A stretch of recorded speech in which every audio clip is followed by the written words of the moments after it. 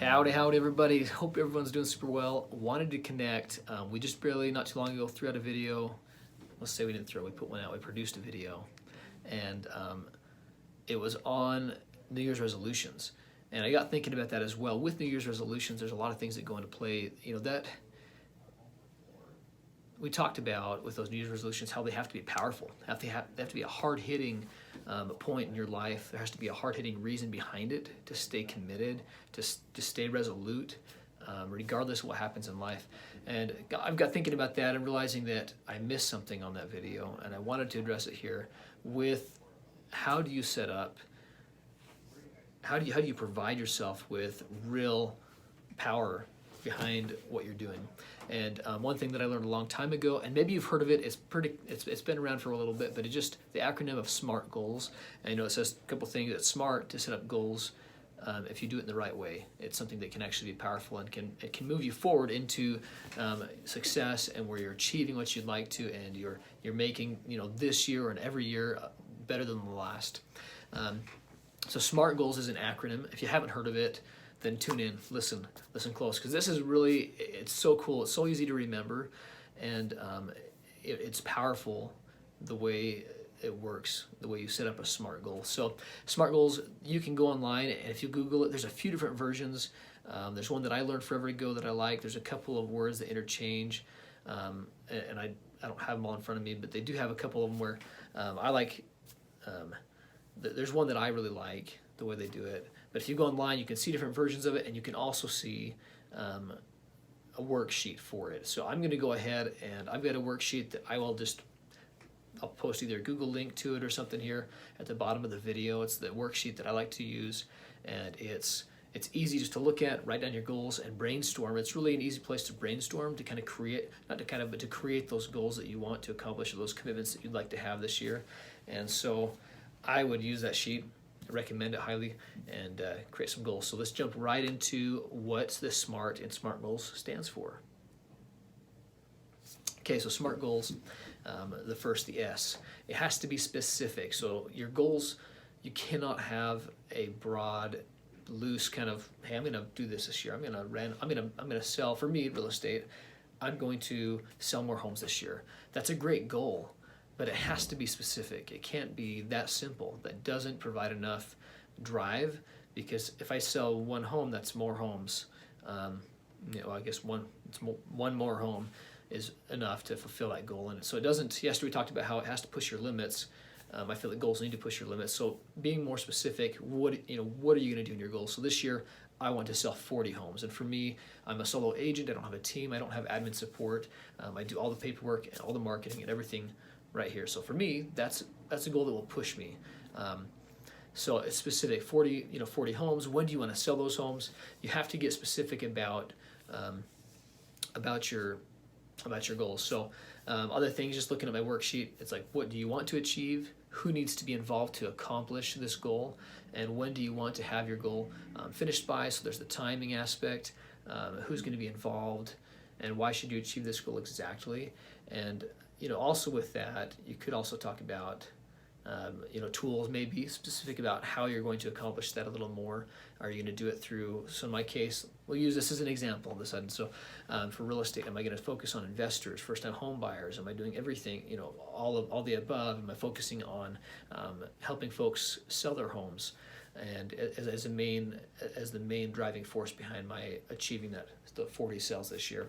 And so the specific, super important, because without specific, you'll never know if you actually hit your goal, unless you're going to live with a broad goal of just, I'm going to sell more homes and be happy with the mediocre success that will bring. So specific, make them very specific, down to detailed. Then you've got the M for measurable, and it has to be a goal. Again, you have to measure. How can you measure and progress, or how can you measure progress and know if you successfully met your goal? If I can even speak. So when you measure it, how many, break it down to a workable goal. So that's where you've got this big year-long goal. At least for me, that's whatever your deadline is, you've got this goal. You've got to break it down into steps, into smaller chunks, achievable chunks, something that you can actually meter and understand where you are, from start to finish. How close am I? Am I getting there? Do I need to pick it up?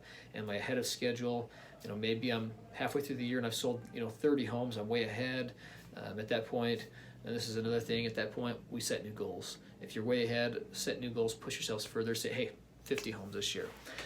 So it has to be measurable. You have to understand, so break it down to 3 homes a month. Puts me at 36, so 3.5, 3.3, somewhere in there is where my goal needs to be to achieve those 40 a year. So measure, find ways to break it down. Achievable, or I like to say attainable. The goal has to be something you can actually achieve. For me, the most I've done in a year is 29, and so for me to say I'm going to sell 150 homes this year is pretty huge. And is it possible? Anything's possible, right? A rainbow, pot of gold at the end of the rainbow, that's all possible, I guess, sort of. But you don't want to set yourself up with a goal that isn't achievable. I know I have other goals this year. I have fitness goals, I have family goals, things that I want to, I want to spend more time with my family this year, and I want to get in better shape this year. If I do nothing but sell real estate, I'm going to sell a whole lot of real estate, but I don't want to just sell real estate. I want to focus on my family too. So that's an attainable goal. 40 homes for me is an attainable goal that will push me. It'll cause me to grow and develop, but it's not so big that I get depressed just thinking about it. I'm like, I can do 40 homes. That's something that I think about, and I say, I can do that. That's going to be tough, but I can do it. So make sure it's something that you know you can attain. So relevant. The R stands for relevant. You want to make sure that these goals are relevant. A couple of questions on the worksheet that I asked are, why should you achieve this goal, and what is the impact? It's got to match with your vision for your life. It can't be totally out of the box and take you away from your purpose in life, your mission statement. If you haven't done a mission statement, we'll talk about that later.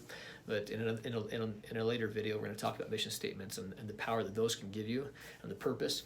But you don't want to have a big goal that's outside of that realm, that's splitting you in multiple directions and taking you away from your mission or a big why.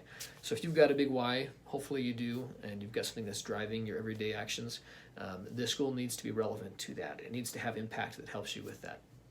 And you should be able to answer, why should I achieve, Cameron the realtor, why should I achieve 40 sales this year?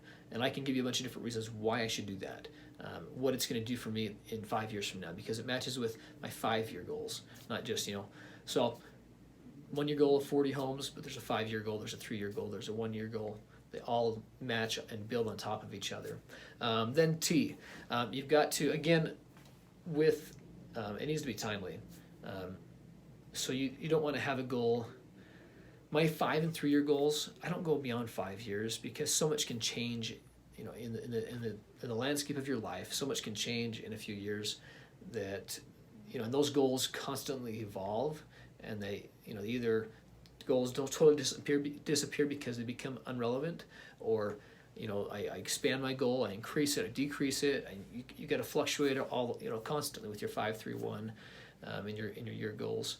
But your time, with timely, you don't want to have your goals so far out or too short that you can't achieve them. You've got to make sure that the timing on it is adequate to achieve the goal, but something, again, that will push you. So those are the goals, SMART goals.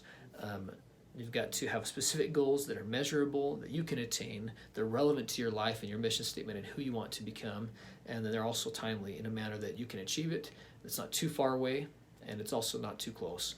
And with that, I would say, just kind of going back to measuring, is making sure that you've got goals set up throughout, little milestones throughout, from the beginning to whenever your end date of when that goal has to be achieved. You've got milestones lined up and timed, so that you can really gauge your progress. So that is SMART goals. Totally use it. I'm gonna have this worksheet linked in the bottom of the video. So go ahead and use it, and hopefully it's really helpful to you and helping you set up 2020 for a successful year. Achieving goals that maybe you've never really believed you could, because you can get it done.